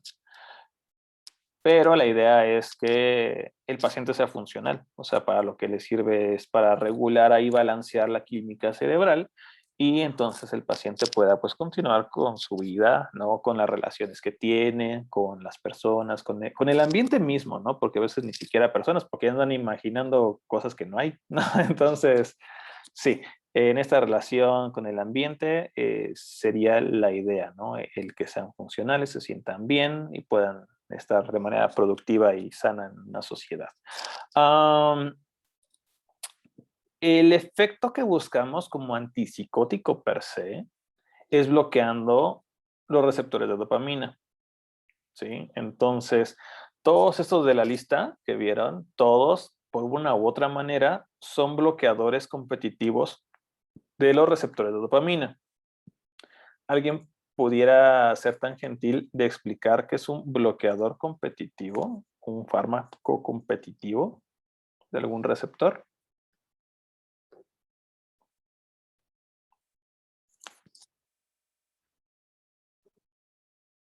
Mm, Pues es que no sé si sería como redundante, pero es cuando compiten por el receptor con la dopamina. O sea, que me peleo, por así decir, con la dopamina para ocupar el lugar de la dopamina y activar el efecto de el receptor de dopamina. Ujú. Entonces, cada una de las células que tienes en tu cuerpo tiene receptores en su membrana, ¿sí? Dependiendo de la forma del receptor, es qué es lo que recibe. Entonces, algunos recibirán, vamos a suponer que circulito es dopamina. Entonces, ese sería un receptor, vamos a suponer que ese es un receptor D2. Porque la dopamina también tiene muchos receptores, tiene 5. Entonces, puedes tener de otro tipo, ¿no? Entonces, puedes tener un receptor para cuadrito, y supongamos que cuadrito fuera la serotonina, ¿no? Entonces, 5HT. Entonces, dependiendo de la forma del receptor, es qué es lo que se posa en él y agarra. Ahora, esta dopamina, ¿qué tal que yo meto un fármaco que no es dopamina, pero tiene una forma muy parecida a circulito, por lo menos en un lado? Entonces, toda esta zona de aquí se parece a circulito y entonces cuando yo la pongo en el torrente sanguíneo, va a llegar el momento en el que encuentre el receptor de circulito y si cabe, ¿no? No es exactamente un círculo, pero tiene una parte que sí es redonda por allá abajito, ¿no? O en el caso, por ejemplo, de la serotonina, suponiendo que fuera un cuadrito, pues bueno, puedes meter tú un fármaco que tiene una puntita que sí es cuadrito. Y entonces, ¿qué crees? Pues que sí cabe. Entonces, cuando llegan al receptor, los dos pueden sentarse y entonces saber quién llega primero. Pero eso es competitivo, ¿sí? Porque a veces llegará la dopamina, a veces llegará el fármaco, a veces llegará la serotonina, a veces llegará el fármaco, ¿sí? Se van a pelear por el lugar, ¿sí? Igual que en el metro o en el camión, ¿no? Ahí se pelea la gente por el lugar. Entonces, a ver quién gana y quién se queda con el asiento, ¿sí? Hay algunas sustancias químicas que tienen más afinidad por los receptores que otras, o por su composición química, por su electromagnetismo, pueden llegar a mantenerse pegadas durante más tiempo que otras, ¿sí? Entonces, depende de eso, es qué tan potente es un medicamento, ¿sí? Entonces puede haber que hay unos que sean más competitivos porque son más rápidos, por decirlo de alguna manera. O sea, cuando te subiste al metro, o sea, el otro era una persona que se dedica a correr todo el tiempo, ¿no? Entonces, todos los días trota y cosas por el estilo. Entonces, ya cuando ve la oportunidad de encontrar el asiento, corre y tú nada más ibas caminando. Entonces, eso puede pasar a nivel molecular. Bien. Como les decía, habitualmente el efecto es por el bloqueo de la dopamina, pero también hay neurolépticos que pueden tener acción con la serotonina o con los dos, con la dopamina y con la serotonina a la vez. Entonces, así es como funciona. Lo que va a hacer entonces, aquí como pueden ver en la imagen, entonces la dopamina tiene una forma ahí que ven en negro y el neuroléptico va a imitarla y va a llegar al receptor intentando hacerlo antes de lo que lo hace el neurotransmisor. Y entonces cuando llega este medicamento que es competitivo del receptor, sí se posa sobre el receptor porque tiene su forma, pero no lo activa. Es que ahí es donde está la diferencia, ¿sí?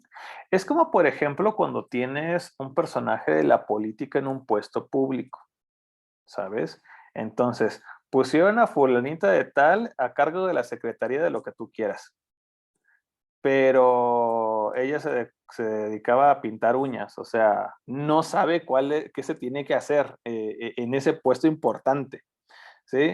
Entonces, pues pasa, ¿no? Entonces ponen ahí a la secretaria o a quien sea, ¿no? Pues, y ya ven que eso sucede a cada ratito. Entonces se sienta en la silla, pero no ejerce la función.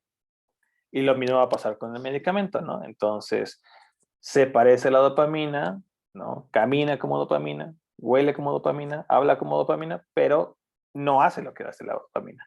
Entonces, llega ahí, se posa y no hace nada, ¿sí? Bueno, sí hace algo, estorbar. En este caso sí es útil, ¿no? En el caso del político no, pero en este caso sí es muy útil. Entonces, tenemos 5 tipos de receptores de dopamina y se van a nombrar con números, ¿no? Entonces es de 1, de 2, de 3, de 4, de 5. Normalmente se pone la D mayúscula y luego se pone un número. Aquí no pude por la presentación, se pone un número en, ¿cómo se dice cuando ven chiquito abajo? En subíndice, ¿no? Entonces se pone ahí en chiquito, de 1, de 2, de 4, de 5. ¿Cómo actúan? El receptor de la dopamina manda una señal para que incremente o disminuya la actividad de una enzima que se llama adenilato ciclasa, ¿sí? No nos vamos a meter en muchos rollos, o sea, nada más, o la hace más rápido o más lenta. En el caso de lo que estamos buscando para el efecto deseado, lo que más funciona es que active D2, que inhiban la adenilato ciclasa, es lo que más llega a ser útil, pero habitualmente activan el que sea. Va a depender del tipo de fármaco, es cuánta afinidad tienen por uno u otro receptor. Entonces, habrá algunos que tengan más afinidad de 1 y de 3 y de 2, y habrá otros que tienen mucha más afinidad por D2 y los demás lo llegan a activar, pero son menos. Entonces, mientras más afinidad tengan por D2 en el sistema mesolímbico, es donde va a tener una mejor eficiencia el fármaco.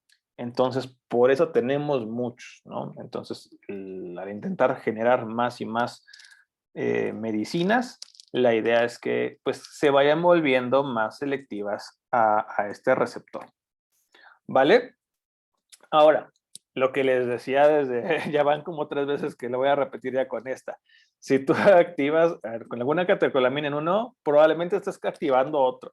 Entonces, aquí vas a activar, sí, los dopaminérgicos, pero también los serotoninérgicos, y los adrenérgicos, y los colinérgicos, y los histaminérgicos, dependiendo de qué fármaco sea, porque hay algunos que tienen más afinidad por cierto receptor, y otros que son, pues, más generales, entonces activan uno y otro, ¿sí? Entonces, ¿qué tienen en común todos? Como dijimos hace un momento, que van a bloquear receptor de dopamina.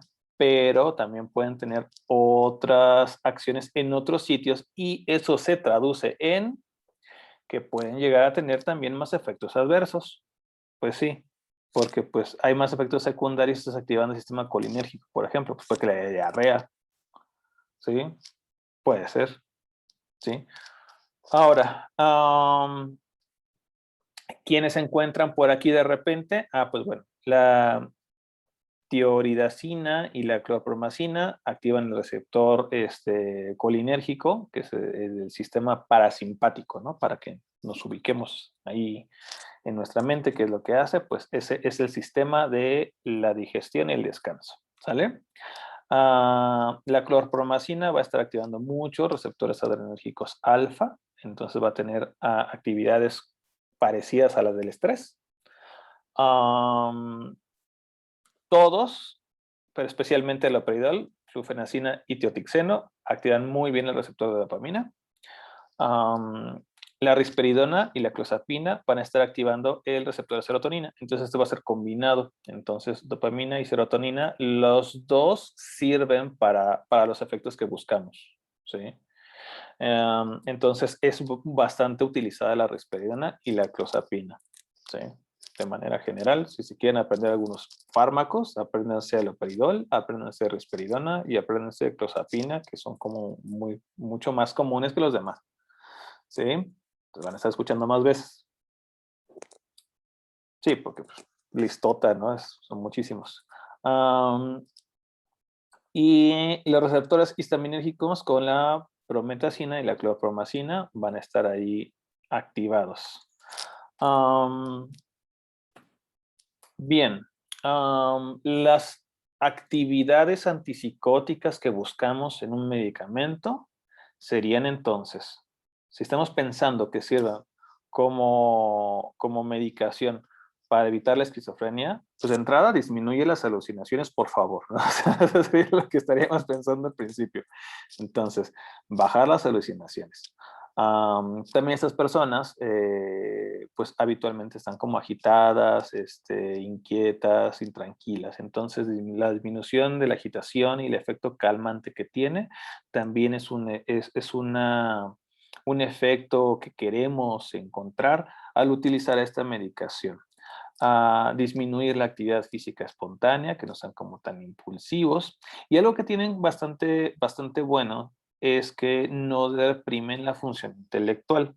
Eso es bastante diferente a lo que hemos visto, por ejemplo, con las benzodiazepinas, los barbitúricos, los ansiolíticos en general, que sí es cierto que te calman y disminuyen la agitación, disminuyen el nerviosismo, bajan la presión porque no estás todo el tiempo activo y el sistema simpático, ya no estás moviéndote para todos lados, pero también te duerme y también no puedes decidir tan bien, ¿sí? Te disminuye funciones cognitivas como el cálculo, por ejemplo, entre otras cosas. Entonces, estas no. Eso es algo que tienen muy positivo. ¿Puede llegar a haber incoordinación motora? Sí. De manera habitual, a dosis normales o bajas, sería mínimo. Ahorita vamos a ver por qué. Y el efecto, aquí nada más algo que no está tan genial, es que como les dije en otro momento, en otra semana, era que algunos psicofármacos requieren de muchos días para llegar a tener una actividad estable y eficiente. Estos son unos de ellos. Entonces, va a tener que tener un tratamiento que puede durar semanas. Por lo tanto, los pacientes que tienen pues, este tipo de afecciones como la esquizofrenia y demás, sí necesitan tener supervisión, porque no por darle medicamento significa que ya nos van a estar viendo cosas o tomando decisiones erráticas, cosas por el estilo, porque puede que sí lo sigan haciendo. Hay algunas dosis que se utilizan más como a modo de tranquilizante y otras que sirven más como para querer mejorar el estado del paciente de manera sostenida por mediano y largo plazo. Entonces, eso puede tardar. ¿sí? Entonces, sí hay que ser positivos, pero tampoco hay que ser tan ingenuos de pensar que la persona va a cambiar tan pronto. Ahora, lo que les decía de la incoordinación motora. Uno de los efectos adversos que es muy, muy importante es que pueden llegar a causar Parkinson. ¿Sí? La esquizofrenia y el Parkinson son dos extremos de una misma situación.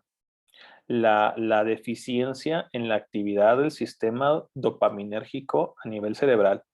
Entonces, hay ciertas estructuras en el sistema límbico, los núcleos de la base, que requieren la actividad de la dopamina para poder funcionar. Ahora, si te falta dopamina, te va a dar Parkinson. Si te sobra dopamina, te va a dar esquizofrenia. Y entonces lo que puede pasar con los fármacos es que si tenías mucho, lo vas bloqueando de poquito a poquito, a poquito a poquito, hasta que te pasas de cucharadas y ahora te falta. Entonces, si antes tenías alucinaciones, ahora ya no tienes alucinaciones, pero ya te da Parkinson, te estás temblando. ¿Sale? O bueno, síntomas parkinsonianos, porque per se no sería la enfermedad del Parkinson, porque no es su causa, no sería lo mismo, pero sería unos síntomas de parkinsonismo. Entonces, si bloqueas demasiado la dopamina, pues eso va a pasar.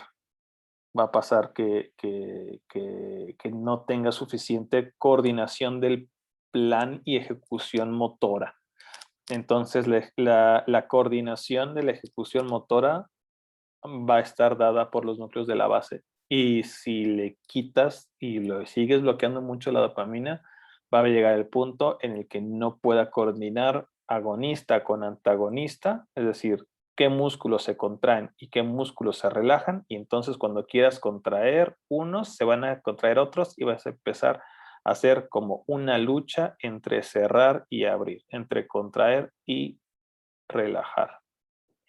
Y por eso normalmente se ve como un temblor fino, un temblor en reposo. Y habitualmente es más evidente con actividades de motricidad fina. ¿Sale? Porque son muchos más músculos involucrados, son más pequeños, son más precisos.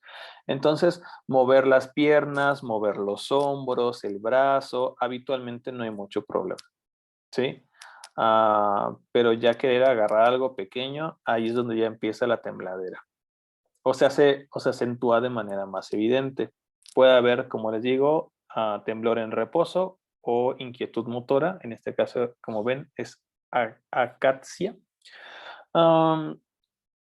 También puede haber con el uso crónico una cosa que se llama disinesia tardía. Disinesia significaría movimiento que sería como anormal. El prefijo dis normalmente lo utilizamos para que algo se echó a perder por ahí, para que se entienda fácil. Hay una alteración en el movimiento, ¿no? Entonces, cinesia, ¿sí? Viene de cinemática, que es movimiento. Entonces, esto se va a traducir como que hay ciertos músculos que sirven para mantener el eje corporal, que se encuentran en tronco, que se encuentran en cuello y al principio de las extremidades, que van a empezar a sufrir un poquito para poder tener una buena coordinación. Va a tener como una postura que se puede llegar a enchuecar, mover el cuello, y también puede llegar a ser estructuras cercanas a la cara, como movimientos de la mandíbula, movimientos de la lengua. Eso también puede llegar a suceder. A veces lo que se hace es disminuir el medicamento y en ocasiones hasta inclusive suprimir el medicamento. No necesariamente está garantizado que la disinesia tardía se vaya a quitar. Uno, o que se vaya a quitar rápido, o dos, que se vaya a quitar del todo. Hay algunos casos donde desafortunadamente se mantiene aunque el medicamento ya no esté. Obviamente no de la misma intensidad. Pero sí, o sea, jugar con los químicos de la cabeza no es tan sencillo. Y así como con el uso de drogas ilegales puede haber secuelas, pues también desafortunadamente con el uso de fármacos. Pero pues bueno, o sea, es una situación de una toma de decisiones de valorar los riesgos, ¿no? Entonces, hay ocasiones en las que se tiene que utilizar porque pues es mejor, ¿no? Aunque corramos ese riesgo a no hacerlo del todo. Entonces, pues así.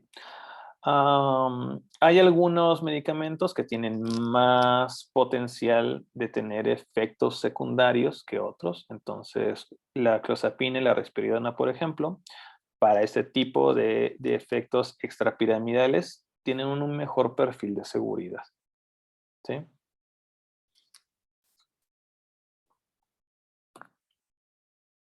Ahora,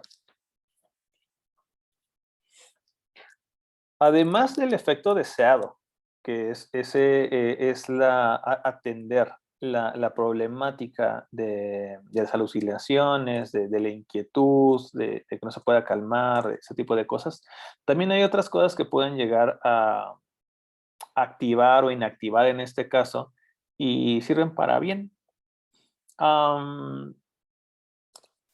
Uno puede llegar a marearse y tener un reflejo de náusea que puede llegar al vómito. Ahora, ¿por qué es que estos medicamentos pueden llegar a quitar el vértigo o las náuseas o evitar el vómito? Lo que pasa es que a nivel de tallo cerebral hay ciertos lugares donde vamos a encontrar como unos gatillos y controladores del reflejo del vómito. Entonces, hay una área que se encuentra, o sea, si esto fuera el tallo cerebral, aquí voy a poner el mesencéfalo, aquí voy a poner el puente y acá voy a poner el bulbo. Y por atrás tendríamos a el cerebelo, ¿no? Ahí está medio dibujado y medio feo. En la parte que se encuentra por detrás del puente y el bulbo, y entre esos y el cerebelo, hay una zona que tiene líquido cefalorraquídeo que se llama el cuarto ventrículo, ¿no? Entonces hay una parte periacueductal que se llama el área postrema. El área postrema tiene receptores dopaminérgicos, entonces se activa con la dopamina.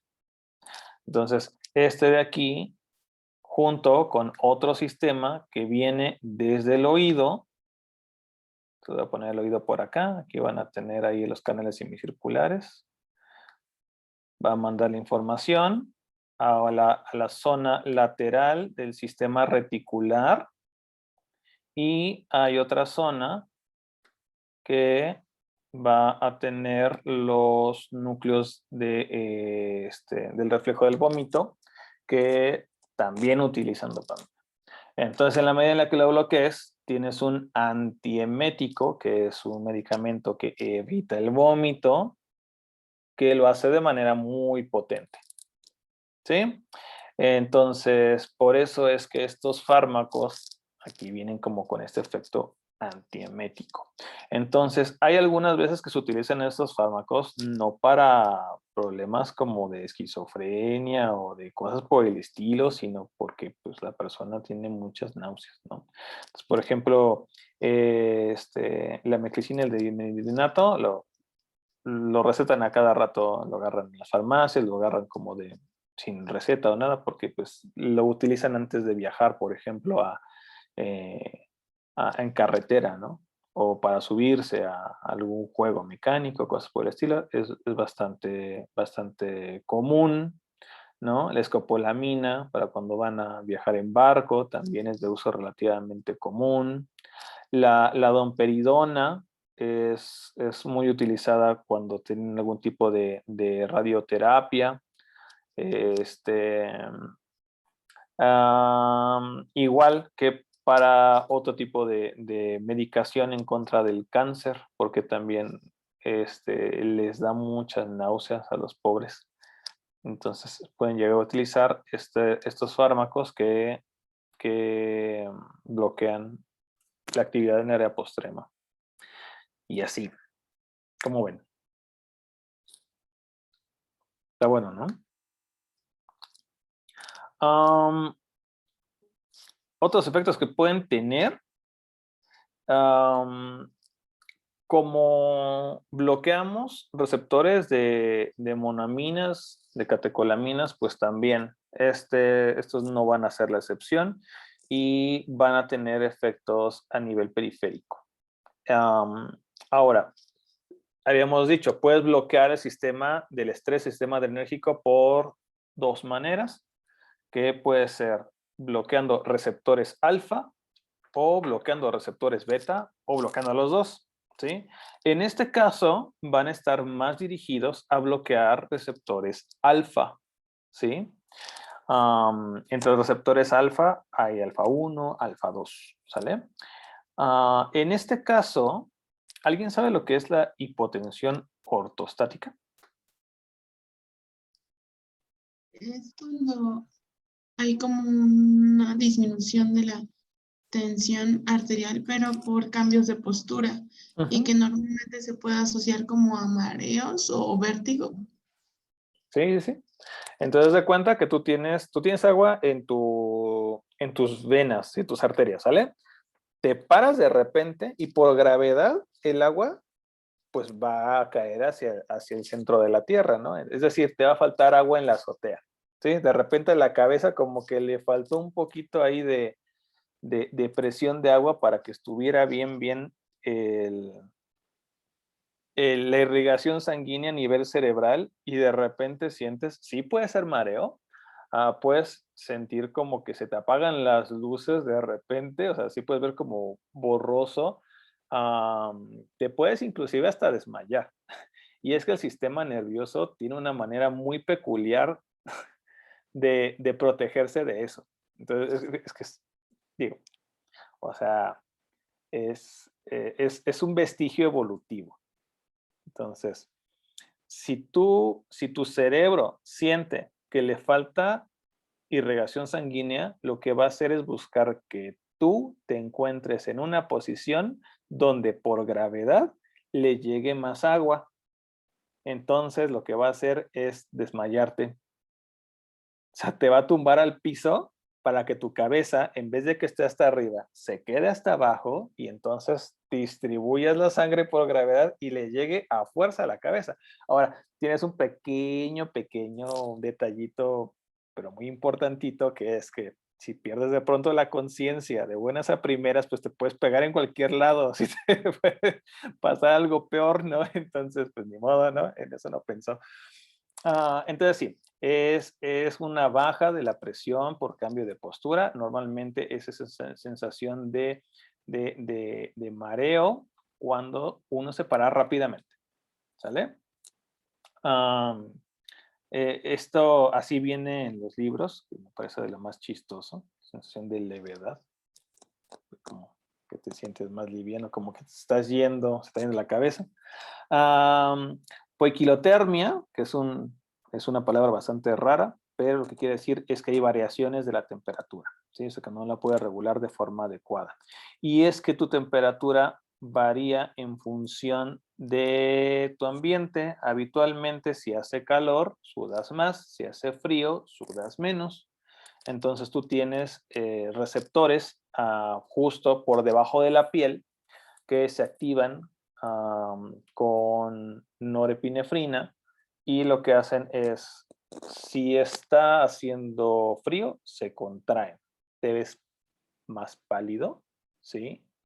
Para que esa sangre que estaba muy expuesta se quede más guardada y entonces no estés disipando el calor. Por eso cuando hace mucho calor te abochornas y te ves como, ¿cómo se dice? Como rojito, ¿sí? Porque la sangre se va hacia la parte más superficial de la piel para que el calor se disipe, ¿sí? Hacia el ambiente. Entonces, así es como funciona. si tú dejas tu sangre expuesta lo más posible hacia el ambiente, disipa el calor, lo irradia hacia afuera. Y si lo que necesitas es guardar tu temperatura, entonces guardas tu sangre lo más que puedas para que no se esté perdiendo el calor corporal. Entonces, si tú estás jugando con la manivela esta y de repente la bloqueas y la activas y la bloqueas y la activas, pues ¿qué es lo que va a hacer? Pues estos sistemas del termostato de estar ahí moviendo y bajando la temperatura, pues van a estar ahí activándose cuando no deben. Y eso puede suceder. Ahora, si tú estás bloqueando muy selectivamente el receptor D2 de dopamina, vas a tener otra situación que no es muy grata. Y es que vas a empezar a liberar prolactina. ¿Alguien sabe qué es la prolactina? ¿Me puede decir para qué sirve? La de la leche. Ujú. Sí, sí, sí. ¿Y saben Y por entonces qué? se empieza a segregar, ¿no? Leche. Ujú. ¿Saben cómo? Yo tengo una diapositiva para eso, pero igual alguien sabe y ya lo quiere decir.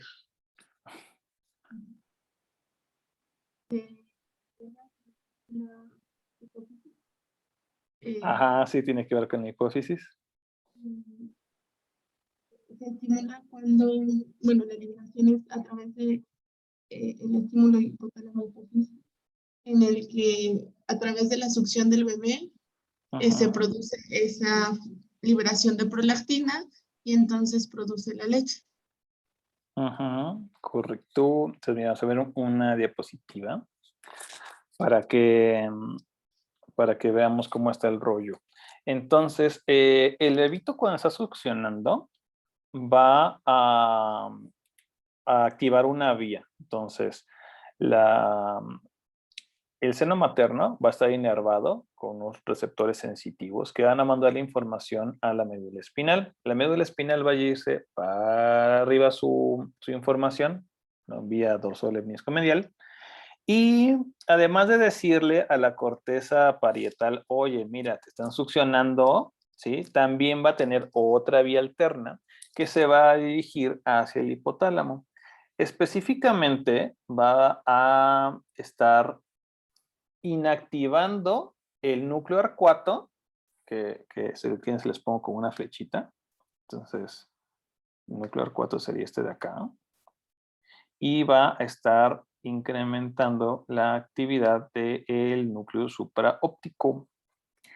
Entonces, ¿esto en qué se va a traducir? Pues bueno, tú de manera habitual, todos los días, tu núcleo arcuato está secretando dopamina. ¿Y por qué lo hace? Ah, pues es que lo que está haciendo esta dopamina es mandarle información a unas celulitas que tienes en la hipófisis que se encuentran aquí. Tienes, ¿se acuerda? Dos porciones, la neurohipófisis, que sería la de atrás, y la adenohipófisis, que sería la de adelante. Entonces, en el caso de la de atrás, no, perdón, en el caso de la de adelante, voy a recuperar las flechitas aquí. Entonces tienes aquí el núcleo 4, que está de acá. La dopamina va a seguir su camino y va a llegar a estas células que se llaman lactótrofas y le va a decir básicamente todo el tiempo, no esté secretando prolactina. Así, es un recordatorio constante. Así de que, ustedes son células que secretan prolactina, pues no estén secretando, gracias. Y eso es lo que hacen todo el rato, todos los días. Están secretando dopamina y le están llegando esa información de ahorita no es tiempo, ahorita no es tiempo. Así de, ¿y ya es hora? No, todavía no. ¿Sí? Así como cuando un niño chiquito ya quiere que sea Día de Reyes, pues estamos todavía en agosto, ¿no? Y ya es, no, no es, y no es, y no es, y no es, hasta el día que sí es. Entonces, ¿qué es lo que pasa? Que esta información va a llegar a este núcleo y le va a decir, para tu actividad. Y entonces, al no estar secretando la dopamina, va a darle oportunidad que estas células lactótrofas que se encuentran en la adenohipófisis o la hipófisis anterior, como le quieras decir, ya tengan la cancha libre y constantemente empiecen a estar segregando prolactina. La prolactina va a viajar a través del torrente sanguíneo y al llegar a las células que se encuentran en los alvéolos de la mama, va a estar produciendo la leche. Entonces, si no tienes un bebé, pero tienes un medicamento que bloquee la dopamina y pues casualmente en el núcleo R4 estás secretando dopamina y la estás bloqueando, pues lo que va a pasar es que el momento en el que le esté disminuyendo, ya no le está llegando la información a las células que producen la prolactina de que no estén trabajando, no se encuentren activas. Entonces van a decir, pues mira, ya no llegó el mensaje, entonces yo creo que ya puedo empezar a producir. Y lo que van a tener estas personas como síntoma es que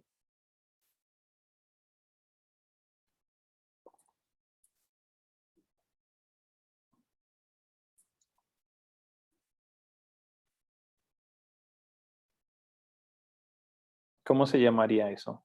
¿Alguien sabe cómo se llama la secreción de la leche? Tiene un nombre. ¿Puedes volver a hacer? ¿Puedo ver acá? A reformular, o sea, volverme a Sí, decir la sí, sí, pregunta? sí. Sí, o ¿No sea, es sí. el calostro, maestro? No, no, no.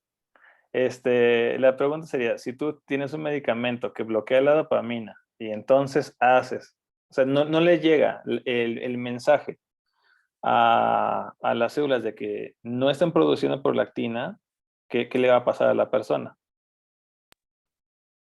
Pues vas a mantener la producción de prolactina, pero en algunos casos se desarrolla justo como un tumorcito, ¿no?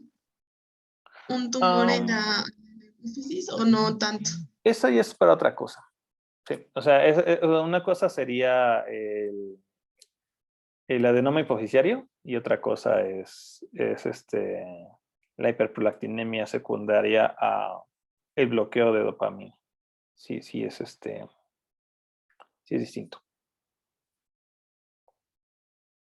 Ujú. Ok, pero sí ocasionaría el aumento de producción de prolactina, ¿verdad? Sí, pero entonces una vez que incremente la prolactina, o sea, la persona ¿qué diría que le está pasando? ¿Qué es lo que sentiría? ¿Qué es lo que referiría? ¿Cuál sería su síntoma? Que sale leche de su, que no está amamantando, pero sale leche de sus pezones. Ujú. Sí, sí, y eso tiene un ¿Puede nombre. haber crecimiento también? Puede Sí, haber un poco de crecimiento. también puede haber crecimiento mamario. Sí, se llama galactorrea. Galactorrea es la palabra. Ajá, sí. Ok. Entonces, sí, sí, también puede haber incremento, ginecomastia, sería lo que tú te refieres. La ginecomastia sería la formación como del seno o la maduración del seno. En el caso de los hombres, la ginecomastia sería que empieza como a tener como pecho, pero pues no debería de, ¿sabes? Entonces sí puede ser un efecto secundario que puede llegar a ocurrir.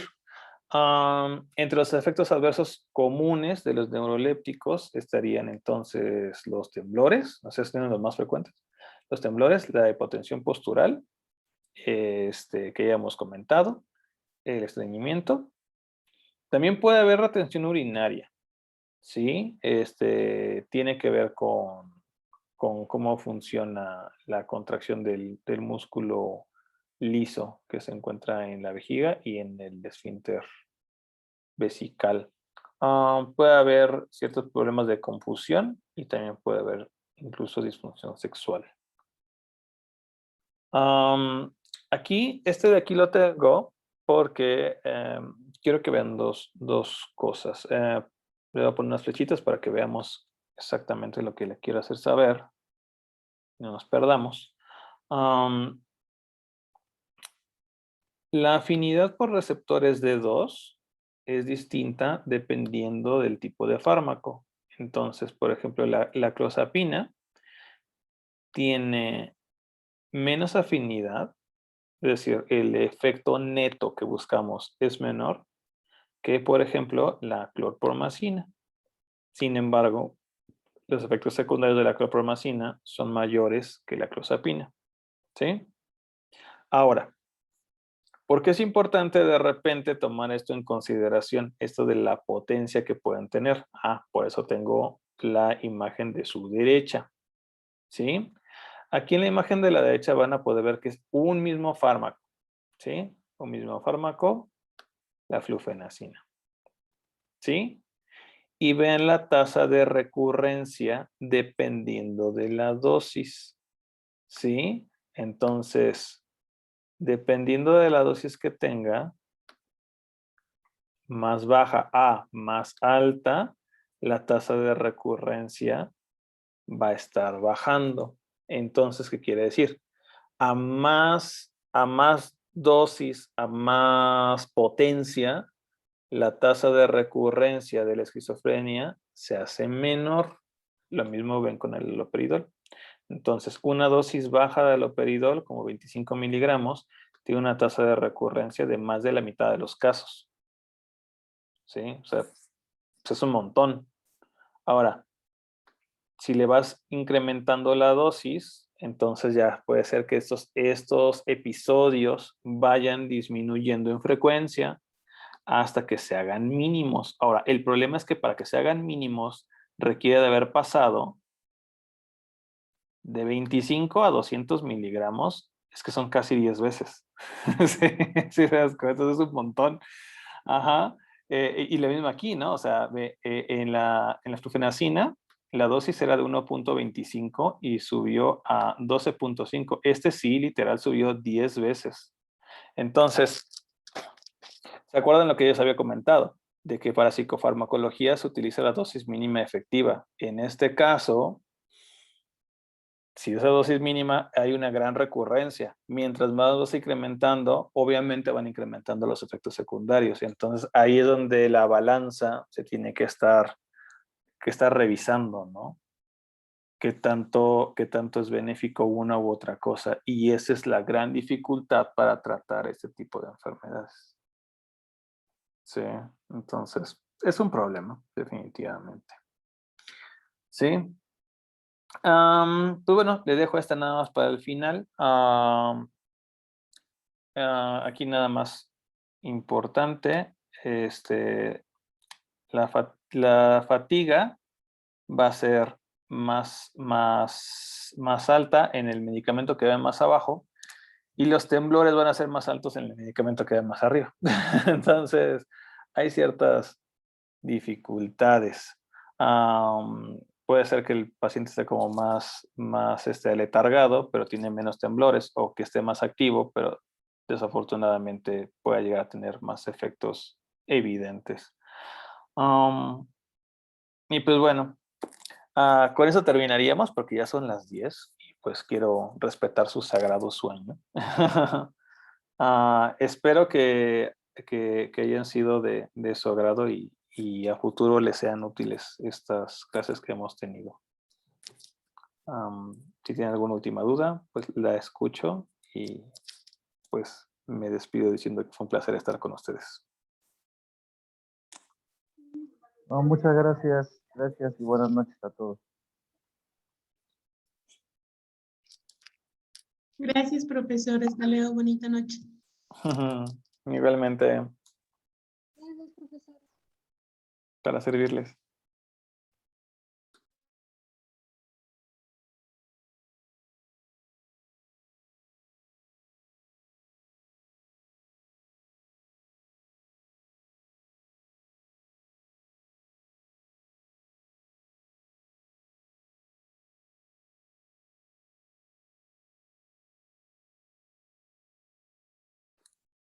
Gracias por sus comentarios. Gracias, Lupita.